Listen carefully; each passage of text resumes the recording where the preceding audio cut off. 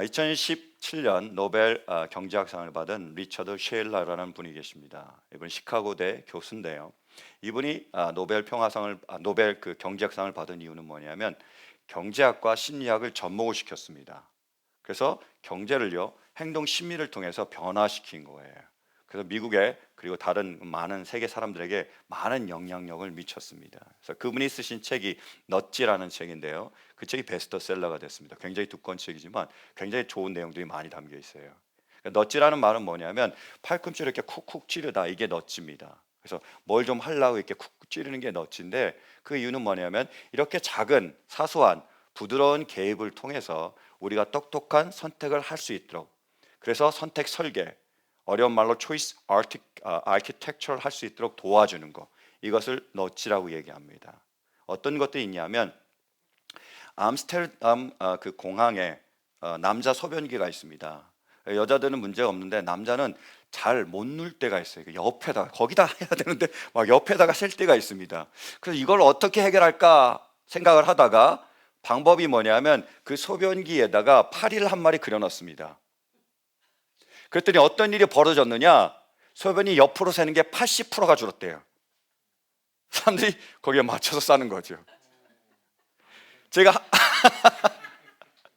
특별히 도움이 될 줄로 믿습니다.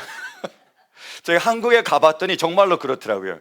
정말 한국에 소변기가 있는데 거기에 파리가 그려진 거예요. 그러니까 몇 명에서 어떤 분들은 내기하고 있더라고요. 누가 잘 맞히나? 누가 오래 맞히나? 제가 한참 동안 지켜보다 왔습니다. 누가 잘 맞추나? 그게 넛지예요. 근데 그 넛지가 활용될 수 있고 적용될 수 있는 이유는 뭐냐면 우리 안에 두 개의 자아가 있다는 겁니다. 하나는 멀리 내다보고 계획을 세우는, 계획하는 자아, 플래너가 있고요. 또 하나는 당장 앞에를 바라보면서 행동하는 자, 두얼이 있습니다. 그러니까 플랜하는 사람이 따로 있고 행동하는 사람이 따로 있다는 거예요. 왜 그런지 아시겠죠? 계획은 다 세워놨지만 막상 그때 되면 확 바뀌는 경우가 있기 때문이죠. 그래서 탐이라는 사람이 있습니다. 이 사람이 저녁에 자기 그 고객하고 약속을 했습니다. 저녁 식사를 하러 나가면서 플랜을 짜는 거예요. 나는 지금 다이어트 중이니까 가서 와인은 딱 한 잔만 마셔야 되겠다. 디저트는 절대로 먹지 말아야겠다 라고 플랜을 세우고 갔습니다. 대화를 했습니다. 식사를 해요. 근데 이 고객이 두 번째 와인을 시킵니다. 웨이터가 디저트를 놓은 카트를 몰고 옵니다. 어떤 일이 벌어지죠? 다 깨지는 거예요. 그 플랜이 다 깨집니다. 또 말린이라는 여자가 백화점에 갑니다. 그 책에 나온 내용이에요. 말린이라는 여자가 이제 백화점에 가는데 그 백화점에서 대세일을 하는 거예요. 빅세일입니다. 그래서 그 세일을 보러 이제 가면서 결심하는 거죠. 그 세일을 하는데 가서 어떤 품목이 나에게 가장 좋은지 보고만 와야겠다라고 결심하고 그 백화점에 가는 겁니다. 돌아올 때는요, 별로 편하지도 않은 신발 70% 세일한다고 들고 오는 거예요. 나중에 결국 그거 신지 못하고 버리는 거죠. 플랜과 두잉이 다르다는 거죠. 근데 이거는 우리의 신앙생활에, 믿음에도 그대로 적용이 돼요. 뭐냐면 우리의 믿음이 때로는요 하늘 높이 올라갈 때가 있습니다. 엄청난 믿음을 보일 때가 있는데요, 어떨 때는 바다 밑으로 떨어질 때가 있습니다. 추락할 때가 있는 거예요. 업앤다운이 있습니다. 우리가 찬양하는 것처럼 변함없어야 되는데 그렇지 않고 변화가 있는 거예요. 그게 너무 심한 경우도 있다는 거예요. 하늘 높이 올라갈 때도 있고 바다 밑으로 내려갈 때도 있습니다. 그것이 오늘 우리에게 주신 이 베드로의 이야기예요. 베드로는요 우리가 알다시피 이 위대한 믿음을 가진 사람이잖아요. 대단한 사람이었습니다. 보세요. 예수님께서 들판에서 오병이어, 보리떡 5개와 물고기 2마리로 남자만 5,000명 이상을 먹였습니다. 사람들이 몰려들었습니다. 왕으로 삼으려고요. 왜? 이분이 왕이 되면 굶어 죽을 일이 없잖아요. 보리떡 5개, 물고기 2마리면 다 먹는 거예요. 그러니까 이분이 왕이 되면 참 좋겠다. 우리가 굶어 죽을 일이 없겠다. 그래서 사람들이 모여서 그 예수님을 왕으로 삼으려고 합니다. 근데 예수님이요 급하게 제자들을 보냅니다. 배 타고 너희는 건너편으로 넘어가라는 거예요. 예수님 따로 한적한 곳에 가셔서 거기서 기도를 하십니다. 그리고 나서 이제 제자들 향해서 가려고 하는데요, 제자는 이미 떠나 있습니다. 배는 한 척도 없어요. 그러니까 어떻게 제자들에게 다가가셨죠? 간단하셨습니다. 물 위를 걸었어요. 톡톡 걸어가지고 제자들 저기서 막 배를 젓고 있는데 제자들에게 다가가셨습니다. 그때 제자들이 멀리서 이상한 그 사람 같은 형체가 오는데 물 위를 걸어오잖아요. 그 밤에, 밤 2시에. 그러니까 놀래가지고 유령이다 라고 소리친 거죠. 예수님이 나다, 두려워하지 마라 이렇게 말씀하신 겁니다. 근데 이 몸심 많은 베드로가 뭐라고 그러죠? 주님 맞습니까? 정말로 주님이 맞으면 나로 명하여 무리를 걸어오라고 하십시오 라고 얘기를 하니까 예수님 간단하게 또 와라. 그러니까 베드로가 물 위로 뛰어들었습니다. 어떻게 했죠? 물 위를 초박초박 걸은 거예요. 어떤 믿음이죠? 위대한 믿음이잖아요. So great잖아요. 왜요? 예수님 뭐라고 하셨다고요? 오라라고 말씀하셨습니다. 베드로는요? 걸어간 거예요. 말씀대로 될 줄로 믿고 걸어갔습니다. 사람이 무리를 걸을 줄로 믿고 걸어간 거예요. 왜? 예수님이 오라고 말씀하셨으니까. 이것이 우리가 지난 주일에 나오는 백부장의 위대한 믿음이잖아요. 오실 필요 없습니다. 예수님 뭐요? 말씀만 하시면 우리 종이 나을 줄로 믿습니다. 나은 거예요. 믿음대로 된 겁니다. 엄청난 믿음이고 위대한 믿음입니다. 근데 안타까운 건 뭐냐면 얼마 못 가는 거예요. 그래서 걷다가 바람 소리가 들립니다. 그리고 파도가 너무나 무서워요. 그래서 두려움에 사로잡히고 물속으로 빠져들어가는 겁니다. 살려달라고 예수님께 소리치니까 예수님이 오셔서 손으로 그 베드로를 잡고 일으키셔서 물속에서 건져내셔서 살려주셨습니다. 그러면서 한마디 하셨죠. 뭐죠? 이 믿음이 적은 자야, 왜 의심하느냐? 원어로 보면 왜 두 마음을 품느냐? 왜 물 위로 걸을 수 있을까 없을까? 왜 마음이 둘로 나눠졌느냐? 걸을 수 있잖아. 너 걸었잖아. 왜 마음이 둘로 나눠졌어? 뭐요? 믿음이 적은 자다 이렇게 얘기했습니다. 아까는 뭐였죠? 말씀대로 되는 위대한 믿음에서 지금은 뭐예요? 물에 빠져가는 적은 믿음이 된 겁니다. 왜 이런 일이 벌어졌을까요? 왜 위대한 믿음이 물속에 빠질 수밖에 없는 그 현실 속에 문제 속에 빠질 수밖에 없는 적은 믿음으로 쫄아들고 말았을까요? 그 이유는요, 무엇을 보느냐에 달려있다는 거예요. 우리의 시선이 무엇을 향하여 무엇을 보느냐에 따라서요, 우리의 믿음은 변화됩니다. 보세요. 처음에 베드로가 본 것이 무엇이었습니까? 물 위를 걷는 예수님이셨습니다. 전능하신 하나님께서, 그리고 위대하신 하나님께서 물 위를 걸어가는 거예요. 그러니까 베드로가 어떻게 생각했죠? 그 물 위를 걷는 예수님을 보면서 야, 예수님이 물 위를 걸으시는구나. 그럼 예수님이 나에게 그 능력을 허락하시면 나도 물 위를 걸을 수 있겠구나 라는 그런 위대한 믿음이 생긴 겁니다. 큰 믿음이 생긴 거예요. 그 능력을 받을 수 있는 그 믿음이 생겼습니다. 근데 그 믿음을 가지고 나아갔는데 그 다음은 뭘 보게 되죠? 보실까요? 30절이요. 함께 말씀 보시겠습니다. 본문 30절. 그러나 베드로는 거센 바람이 불어오는 것을 보고 무서움에 사로잡혀서 물에 빠져 들어가게 되었다. 아멘. 베드로가 이번엔 뭘 봤다고요? 거센 바람을 봤습니다. 시퍼런 물결을 봤습니다. 자신의 현실을 바라보고 자신의 문제를 바라본 거예요. 그렇다가 어떻게 되죠? 빠져들어가는 겁니다. 나오질 못하는 거예요. 무엇을 보느냐에 따라서 우리의 믿음이 팽팽해지고 탱탱해질 때도 있고 쪼그라들고 수그러들고 작아질 수도 있다는 겁니다. 민수기에도 똑같은 말씀이 나옵니다. 민수기에 보면 하나님께서 이스라엘 백성을 구원해 내셔서 이집트에서 건져내셔서 광야를 통해서 가나안 땅, 약속의 땅, 축복의 땅으로 인도하시겠다고 말씀하셨고 그분의 말씀대로 축복 바로 앞에, 약속 바로 앞에까지 그들을 인도해 주셨습니다. 그들이 할 일은 뭐죠? 들어가면 돼요. 근데 바로 그 가데스 바네에서 12명의 정탐꾼을 보내죠. 그들이 가서 똑같은 땅을 보고 돌아와서는 둘로 나뉘죠. 10명은 어떤 보고요? 부정적으로 갈 수 없다라고 했고요. 2명은요, 갈 수 있다라고 했습니다.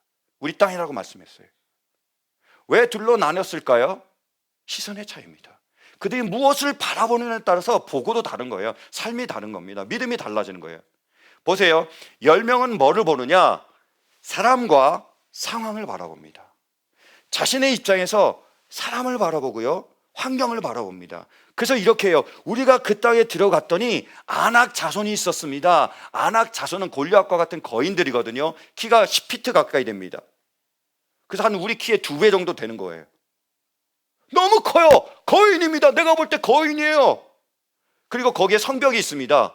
여리고 성벽이 얼마나 두꺼웠냐면 성경학자들에 의하면 그 성벽을 쌓았잖아요. 그 성벽이 둘레가 이렇게 두께가 있잖아요. 두께가 어느 정도로 넓었느냐? 마차 2차선입니다. 마차가 이쪽으로 달리고 이쪽으로 올 만큼 넓었다라는 거예요. 그게 여리고 성벽이었어요. 이거 못 뚫습니다. 이거 우리 들어갈 수 없습니다라고 얘기한 겁니다. 뭘 보고 있습니까? 사람을 바라보고 환경을 바라보고 자기 입장에서만 보는 거예요. 절대 못하죠. 들어갈 수 없습니다. 그런데 여호수아 갈렙은 어떤 시각에서 볼까요? 하나님의 시각에서 바라보는 겁니다. 키가 2피트고 두께가 아무리 그렇게 넓더라도 하나님이 저 높은 곳에서 그걸 바라보시면 어떻게 될까요? 바쁠데기 같은 거예요. 아무것도 아닙니다. 여러분 경험해 보셨잖아요. 우리가 비행기를 타고 아주 높이 올라가서 건물들을 바라보면 어떻게 되죠? 아무리 높은 빌딩이라도 성냥갑, 블락처럼 보이잖아요. 별로 비행기 많이 못 타보신 것 같아요.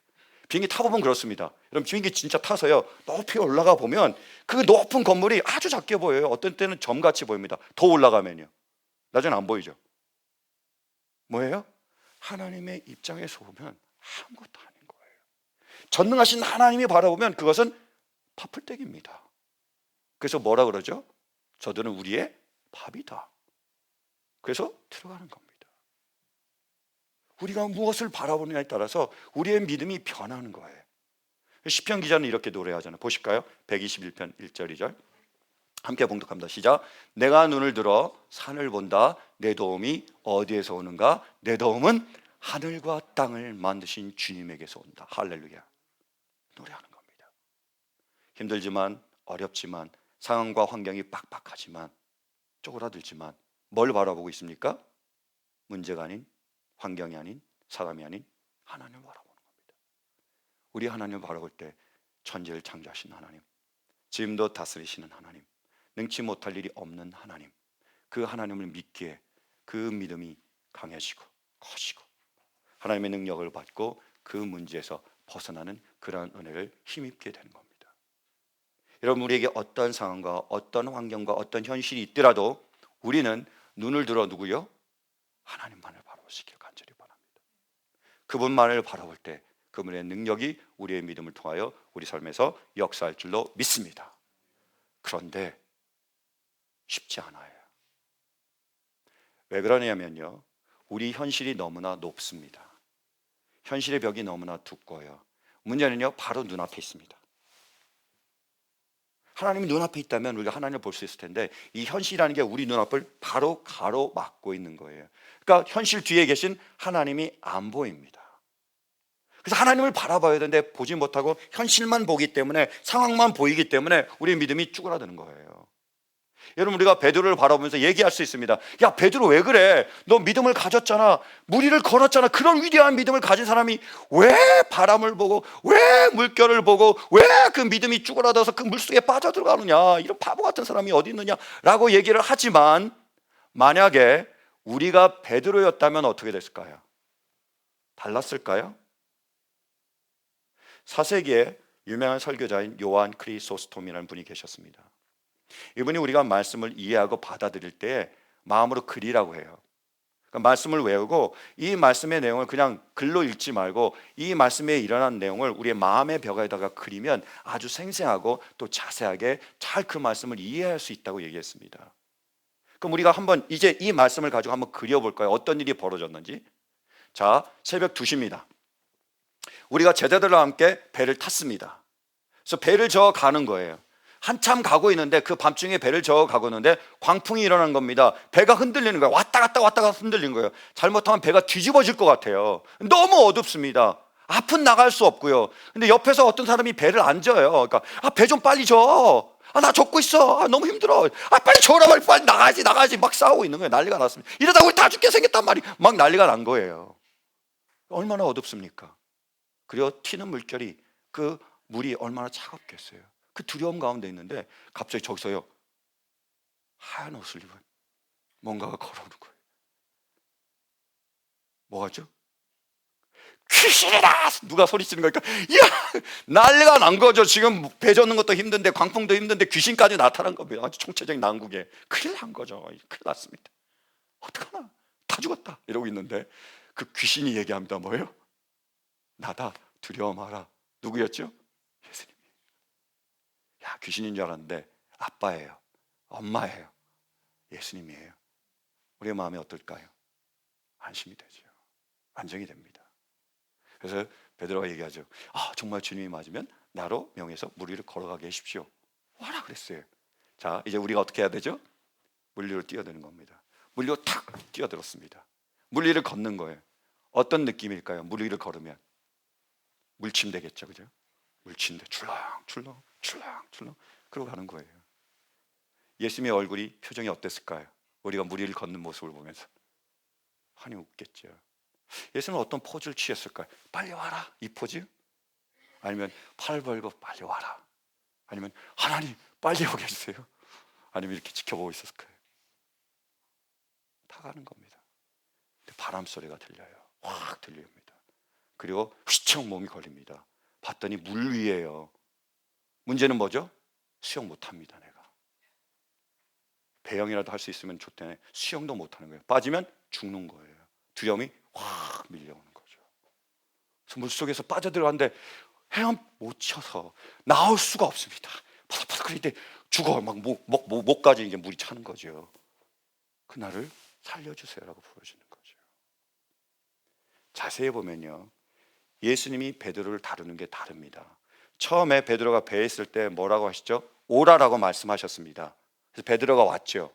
근데 베드로가 물속에 빠져갔을 때 예수님께서 물 위로 나와라, 다시 걸어라라고 말씀하지 않으세요. 왜 그랬을까요? 믿음이 이미 죽어들었습니다. 배에 탔을 때는 그때는 말씀만으로 이루어진다는 믿음이 있었는데 현실에 빠져 있을 때, 그 문제에 내가 잡혀 있을 때는, 붙잡혀 있을 때는, 현실밖에 안 보일 때는 말씀으로 내가 변화가 안 돼요. 말씀이 나에게 믿어지지가 않습니다. 말씀으로 능력이 나타날 것 같지가 않아요. 믿음이 없으니까 나올 수가 없습니다. 그럼 말씀 안 하세요. 뭐요? 직접 잡아서 일으키시는 겁니다. 직접 개입하셔서 역사하시는 거예요. 다른 거예요. 우리는 다를까요? 여러분, 저희가 전에 저희 지역에 계신 한 목사님을 모셔서 2번 우리 말씀을 같이 나눈 적이 있습니다. 위암에 걸리셨던 목사님이셨잖아요. 많은 은혜를 제가 개인적으로 받았습니다. 근데 안타까운 것은 뭐냐면 이분이 위암 걸려서 다 치유되고 회복되시다가 다시 재활을 했습니다. 위암이요. 그래서 제가 다시 찾아뵀어요. 그랬더니 이번에는요, 완전히 뼈밖에 안 남았어요. 몸이요. 먹질 못하시는 거예요. 그리고 못 먹으면 몸이 붓는 거 아세요? 발이 퉁퉁 부어서 걷지를 잘 못하시더라고요. 이번에는 좀 심해서, 전에는 안 그랬는데, 저번에 안 그랬는데 이번에 머리까지 다 빠지셨더라고요. 완전히 다 빠지셨어요. 그리고 말씀을 나누는데 너무 마음이 아팠습니다. 이렇게 얘기하시는 거예요. 내가 처음에 위암이 걸렸을 때는 하나님 반드시 나를 낫게 하실 거라는 믿음이 있었대요. 그 믿음 가지고 열심히 치료도 받고 열심히 노력도 해서 많이 좋아졌습니다. 손에 암이 잡히는데 그 암덩어리가 싹 사라진 거예요. 치료되고 회복된 줄 아셨죠? 근데 2번째 암이 걸리니까 다르다는 겁니다. 너무 힘들대요. 너무 좌절도 되고 낭망도 되고 체념도 된다 그러시는 거예요. 차라리 죽는 게 나을 것 같다라는 얘기도 하시고요. 너무 흔들린다는 겁니다. 전에는 그렇게 열심히 하시려는 그분이, 목사님도 그렇고 사모님도 그렇고 거의 체념한 듯한 체념적으로 얘기하시는데요, 너무 마음이 아팠습니다. 이게 우리 현실이에요. 아무리 믿음이 좋아도요, 현실이 우리를 덮쳐오잖아요. 우리가 현실밖에 안 보이잖아요. 그러면 그런 믿음을 갖는 게 쉽지 않습니다. 여러분 어떠세요? 여러분 정말 우리 하나님이 전능하신 하나님이심을 믿으십니까?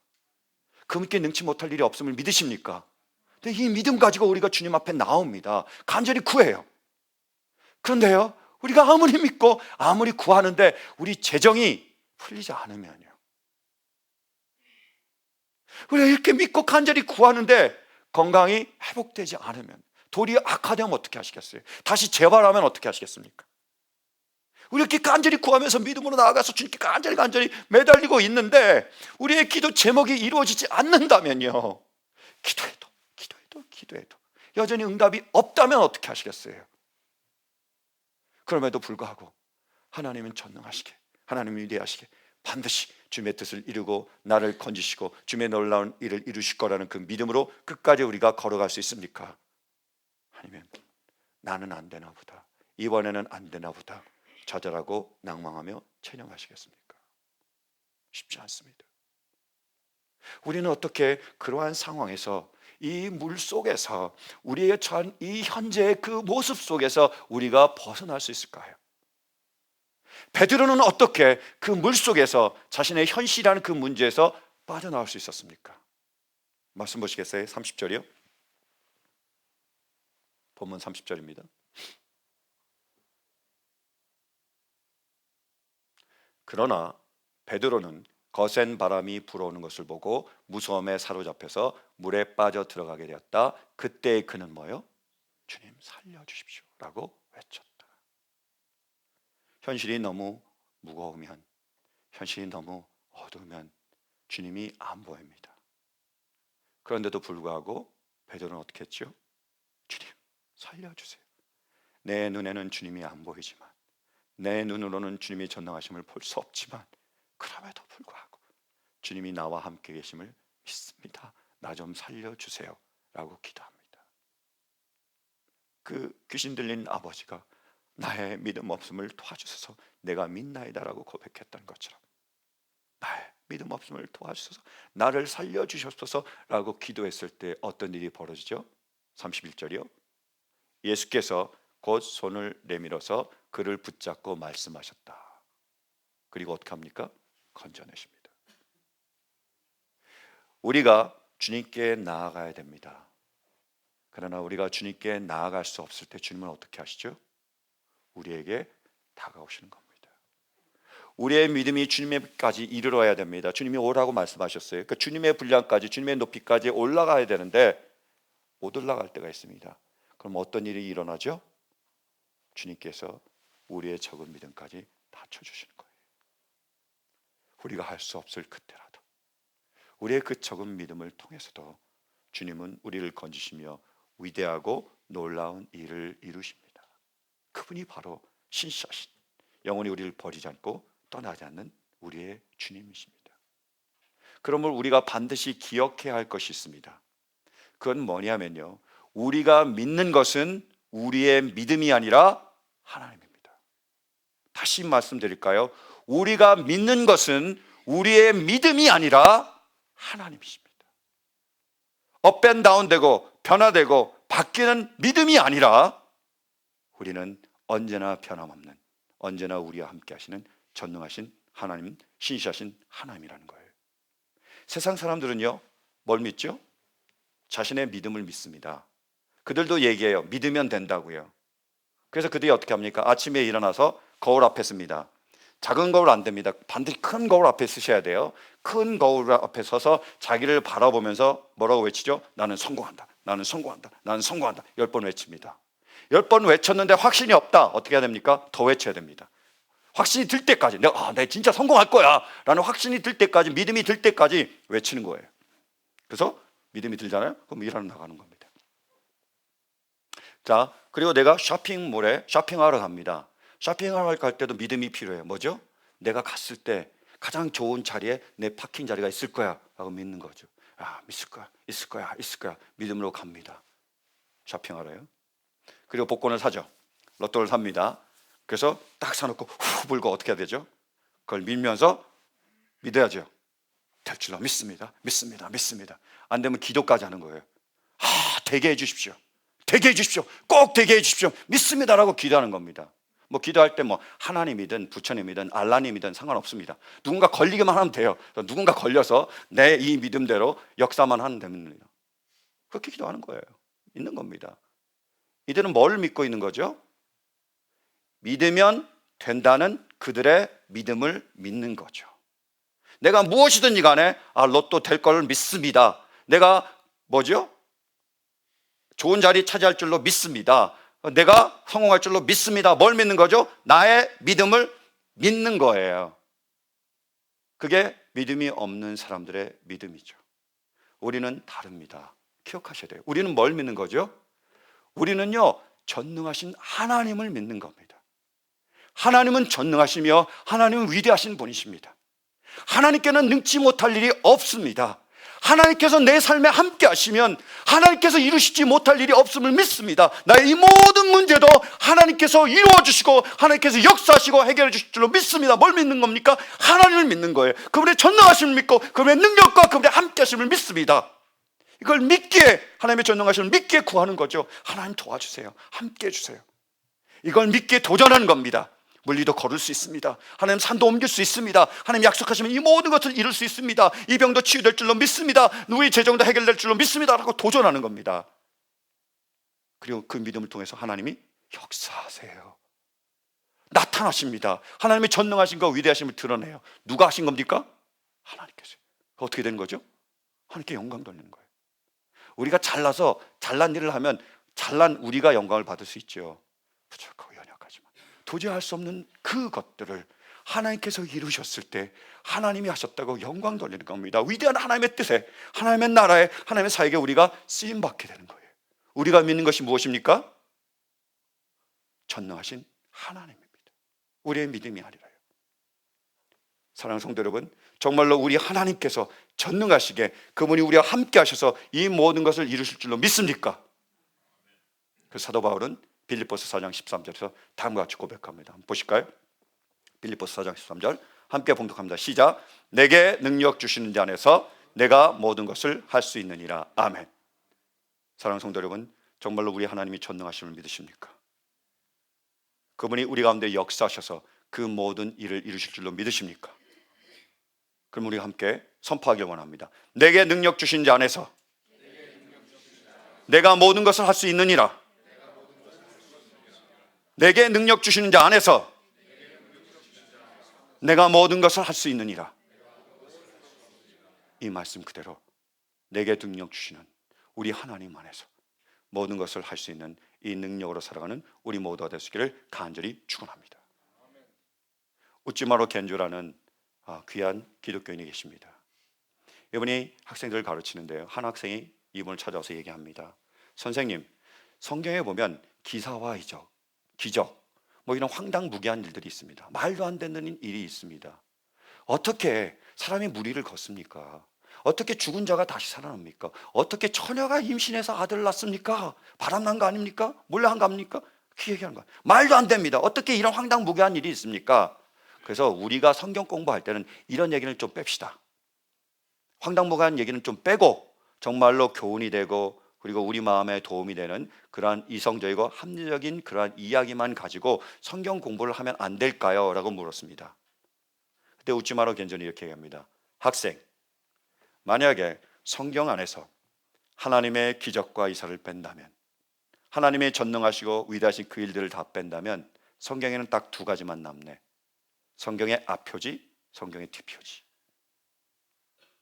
성경 안에서요, 위대하시고 전능하신 하나님의 놀라운 능력과 역사를 빼버리면 뭐죠? 껍데기만 남습니다. 껍데기 신앙입니다. 사랑하는 성도 여러분, 우리 하나님은 성경의 앞표지, 뒷표지의 하나님이 아니십니다. 성경 안에서 놀라운 하나님의 일들을 이루시고 우리를 통하여 역사하신 능력의, 역사의 기적의 하나님이십니다.